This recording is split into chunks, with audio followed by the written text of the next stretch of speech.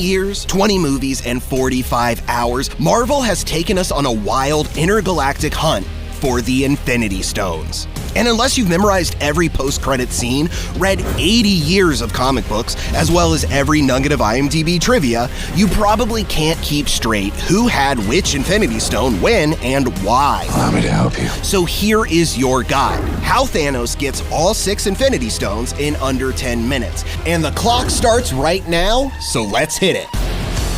We're gonna jump all over the timelines of 20 movies to tell the Stone's spoiler-laden story chronologically, but we'll begin with the collector's explanation in Guardians of the Galaxy. Then the universe exploded into existence, and the remnants of these systems were forged into concentrated ingots. So yeah, this Big Bang creates 6 multicolored gems, each with distinct, nearly limitless powers. The Space Stone comes on the scene first, that pretty blue one in Thanos' gauntlet, but the MCU introduces it long before we, or the characters, know what it is, during this post-credit scene in 2011's Thor. If we can figure out how to tap it, maybe unlimited power. The Magic Space Square, or Tesseract, as they call it until Thanos pulls the Space Stone from inside it, don't worry, we'll get there, is protected by King Odin on Asgard for eons, until he takes it to Earth for some reason, and leaves it in Norway for another perfectly good reason, I'm sure. This is where Red Skull gets his grimy hands on it, in Captain America: The First Avenger. Red Skull uses the Tesseract to create immensely powerful weapons for his Nazi spin-off enterprise, Hydra, so Cap had to smack him with his shield for it.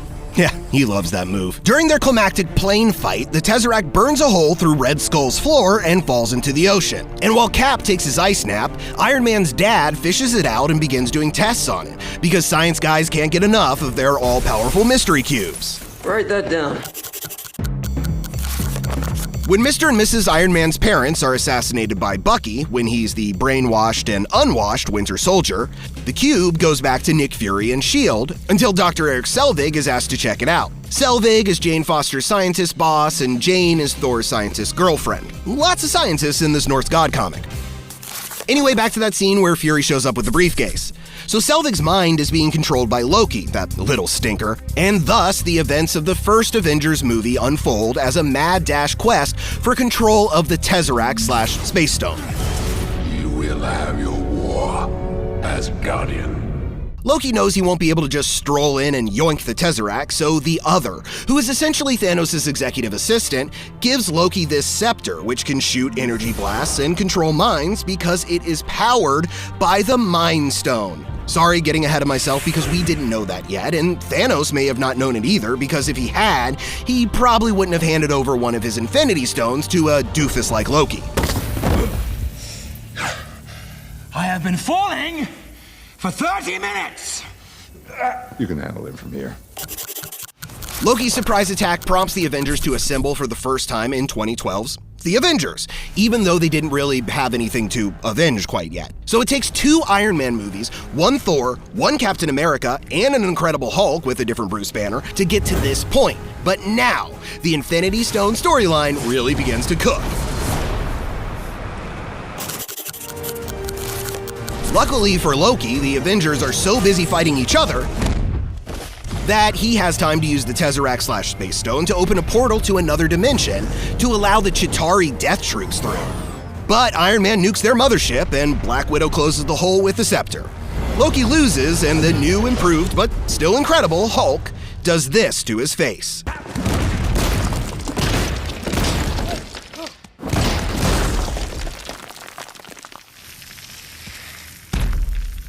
Puny god. The Tesseract/Space Stone goes with Thor to fix his Rainbow Bridge teleportation road, aka the Bifrost, and it remained in Asgard until the whole place is blown to hell in Thor Ragnarok. But we'll get to that later. Hang on. I'll be back around shortly. Thor: The Dark World drops a third rock into the mix, the Reality Stone, which has the power to bend the laws of physics and alter reality.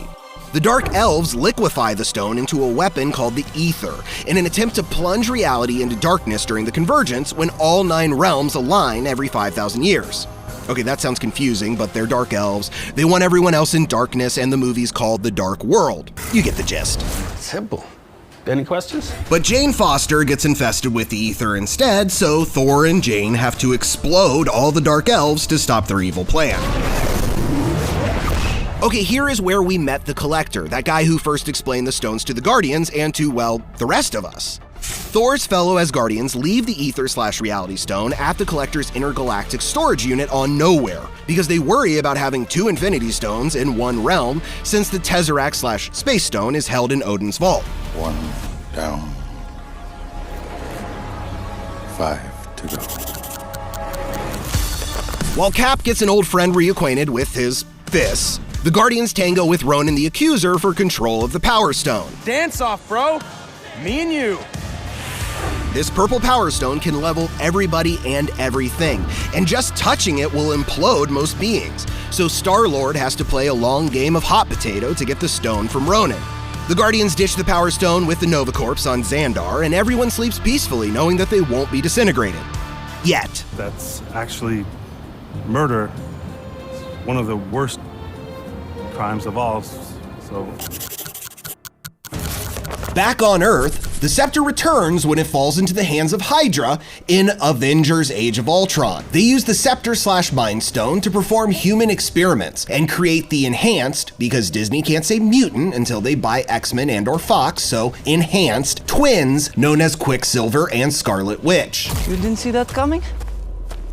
The Avengers recover the scepter with the intention of hiding it in Odin's vault, but Iron Man, still suffering from the shock of fighting the Chitauri and losing nearly everything he held dear during Iron Man 3, wants to use the scepter to defend Earth. Iron Man and human form Hulk, Bruce Banner, program the artificial intelligence known as Ultron to protect the planet. But like HAL 9000, Skynet, and Dominic Toretto, Ultron goes rogue. I wanted to take this time to explain my evil plan. Ultron drops the city and the ball, and the Scepter's Mind Stone ends up literally in the mind of Vision, who is part and parcel to the stone. So at that point, the Avengers have a living, breathing Infinity Stone fighting for the good guys. Which doesn't do much because Cap and Iron Man beef over Bucky, while Ant-Man bursts onto the scene first in a solo venture, then in both teeny and humongous varieties. Look, I want to say, I know you know a lot of super people, so thanks for thanking of me. This is when Doctor Strange flies in on his sentient cloak to control the Time Stone, a green gem that can manipulate time. The stone is encased in the Eye of Agamotto to protect its use and abuse from splitting the universe into conflicting timelines. You know, like in that really old movie, Back to the Future Part 2? Jesus, Tony, how old is this guy? I don't know, I didn't carbon date him, he's on the young side. Doctor Strange masters the Time Stone and traps evil demon dude Dormammu in a time loop until he backs up off Earth. Later, the wizard locks the Eye of Agamotto away so no one else can try to get cute with time again. All right, bye-bye. The Infinity Stones chill out for 3 more Phase 3 Marvel movies: Guardians Volume 2, Spider-Man Homecoming, and Black Panther. But they were just getting their beauty sleep while Thanos armchair quarterbacks his master plan. Thor Ragnarok gives us another peek into Odin's vault, where we see a fake replica of Thanos' gauntlet and the very real Tesseract that Loki is finally able to steal. Like he's been trying to do since before Hulk did that thing to his face. Yep, that's the one. And it's all led up to this moment, when Thanos, aka the Grizzly Grimace, launches his Infinity War by hopping off that throne to start fetching new rocks for his collection. Off-screen, Thanos begins his Steamroll the Universe campaign on Xandar by laying waste to the Nova Corps and retrieving that purple wonder, the Power Stone. Thanos and his fugly foursome wipe out the fleeing Asgardians and pry the Space Stone from Loki's cold dead hands. That's when Team Thanos splits up to retrieve the remaining 4 stones. That's right, 4. One we still haven't had the pleasure of meeting quite yet. In New York, Doctor Strange and his Time Stone are kidnapped and rocketed back to Titan, Thanos' home planet. The Guardians arrive on Nowhere to collect the Reality Stone from the Collector, but they are too late and Thanos already has it. He nabs Gamora because she's the only one who knows where the final gem is kept, the Soul Stone. Our old pal Red Skull tells our new buddy the Purple People Killer that he'll have to sacrifice his love to obtain the mysterious orange gem. So Thanos chucks Gamora over the edge and leaves one stone richer. We don't do that here. Thanos takes the battle to Earth, where the Avengers and the Wakandans defend Vision and the Mind Stone that's lodged in his forehead. But with 5 stones in his gauntlet, Thanos is too powerful. With a long-promised snap of his fingers, half of the universe goes poof. And Ant-Man gets trapped in the quantum realm, which means Ant-Man and his quantum power might be the Avengers' only hope for fixing what Thanos has done. Cool. Yeah. If it ain't broke. And with that, it's 10 minutes. So, do you think Ant-Man has a snowball's chance in hell of saving the Avengers? I seem to mess it up almost every time. Add the